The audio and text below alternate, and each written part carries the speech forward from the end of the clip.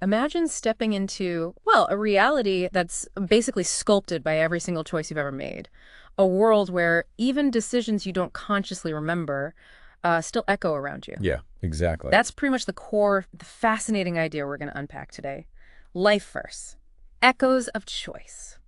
It's a really ambitious concept, isn't it? It pushes you to think about, experience itself, both in games and, well, maybe in life too. Hmm. We're looking at something that tries to weave together, like life simulation, big historical A role-playing, massive scale, yeah. multiplayer stuff that's always changing, and even like a space for just pure creativity. Totally. Yeah. And look, this isn't just some random thought bubble. One of our listeners actually sent us this incredibly detailed breakdown. It's almost like a game design document, you know? Oh, wow. So our mission, our goal for this deep dive is to really get under the hood, understand the mechanics, the implications, and figure out what makes this whole metaphysical game, if you Yeah. want to call it that, so compelling. Yeah, that sounds great. Because if a listener sent it in, they obviously found something really intriguing there. Exactly. You shared this vision, Yeah. and we were like, okay, this isn't just about a cool game idea. It might actually touch on something deeper, you know? Yeah.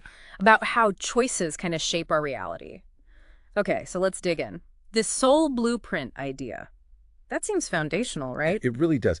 What jumps out immediately about Lifers is this layered structure, this sense of a persistent world, but one built on individual histories.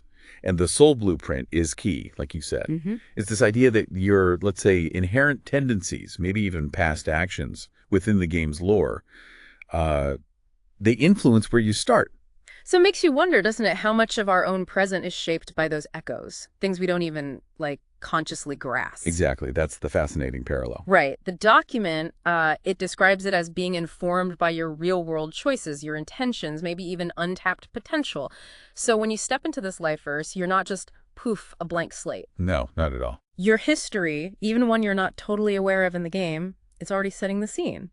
And the world itself, it's not fixed. It's procedurally generated, apparently, based on all these different soul blueprints coming together. It's like, think of a recipe, maybe. Oh.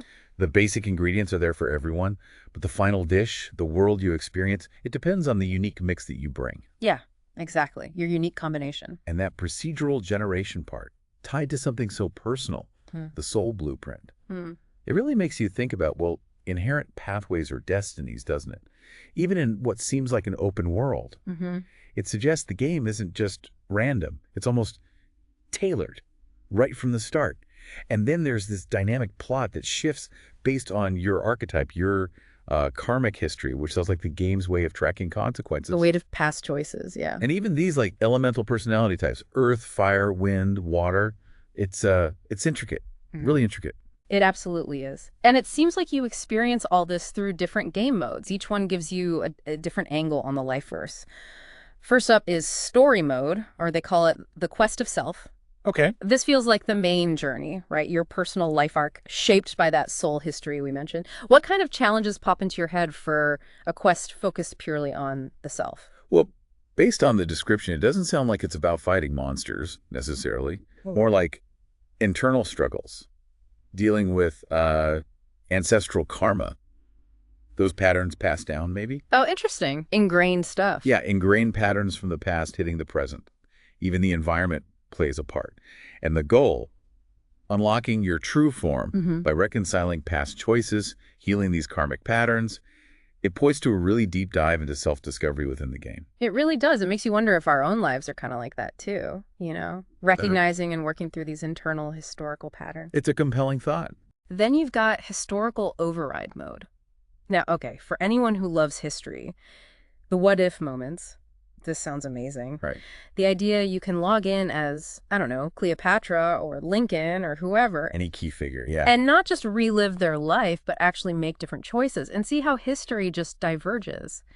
Imagine the alternate timelines, these what-if realms branching off from one different decision. And what's really cool there is that these changes, these what-if realms, they aren't just like private simulations. They become part of the whole lifeverse. Oh, really? Yeah, logged as alternate realities that other players can then go and explore or maybe even build on top of. It creates this huge collaborative exploration of alternate histories. Wow, so it's like a giant living alternate history project, everyone chipping in. Kind of. A collective reimagining of the past and all its possibilities. Okay, that's really cool. And then the vibe shifts again with the battle royale of influence. Which sounds intense, but maybe not in the usual way. Exactly. It's not just, last person standing with a weapon. It's about competing for dominance, sure, but through things like diplomacy or warfare, yes, but also art or invention. Ah, okay. Yeah. Different paths to influence. In a randomly generated era with limited resources, it makes you think about how different ideas or societies actually become dominant, doesn't it? It does. And the interesting twist seems to be that only one form of dominance can really win out in any given era, whether it's cultural, political, tech, spiritual. So you have to really strategize. You'd have to, yeah. Yeah. Think about the long-term impact of your approach versus everyone else's.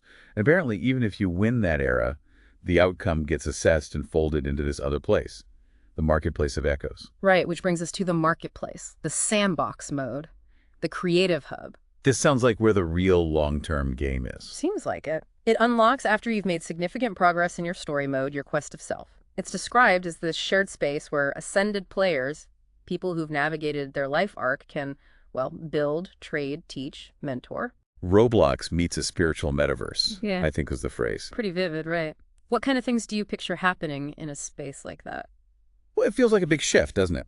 Away from just your own journey or even competition towards collaboration, building worlds together, creating new games within the game, writing new philosophies, inventing digital tech, guiding the newbies.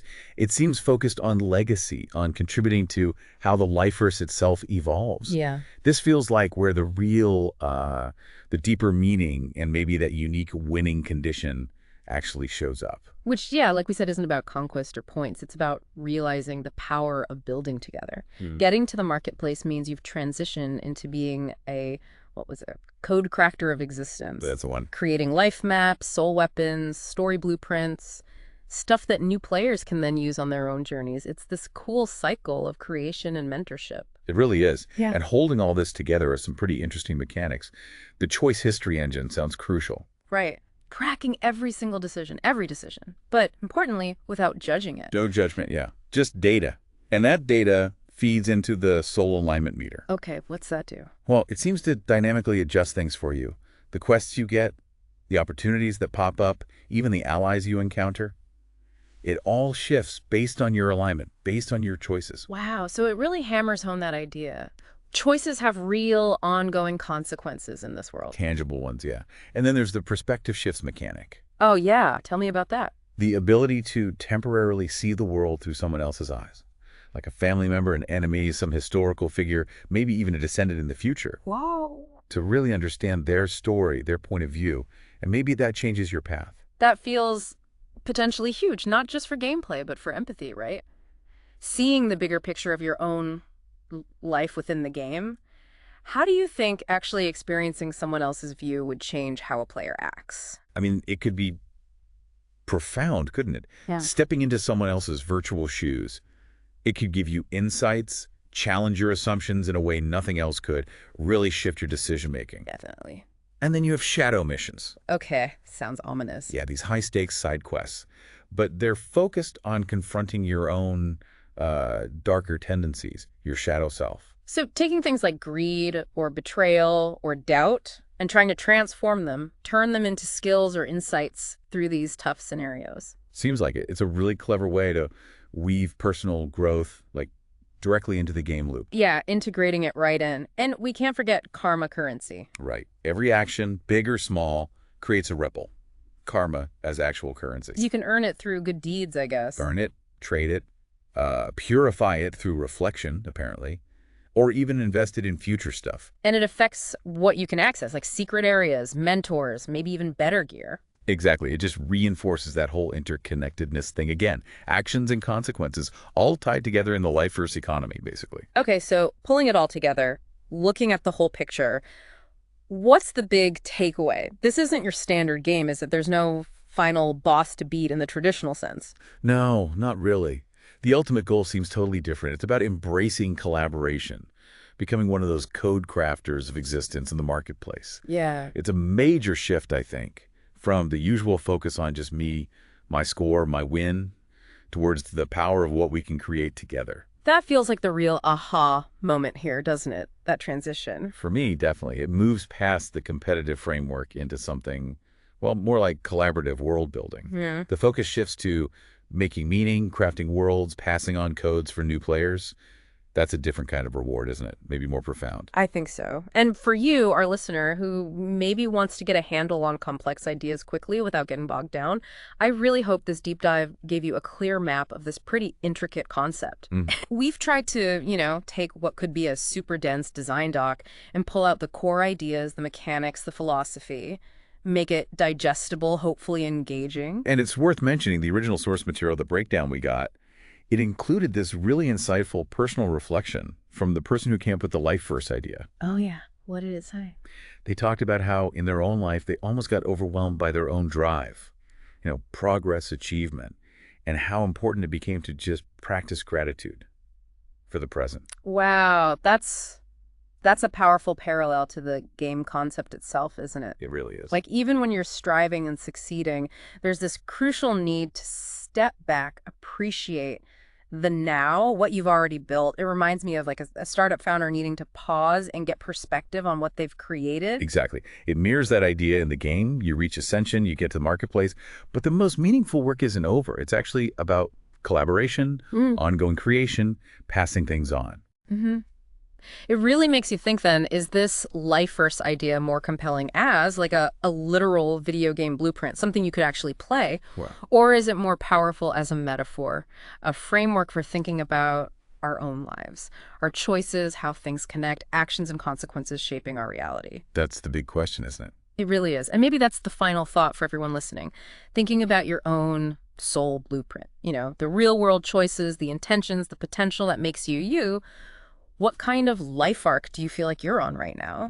And maybe what kind of what if realms might some of your big decisions have already created along your path? Definitely something interesting to mull over.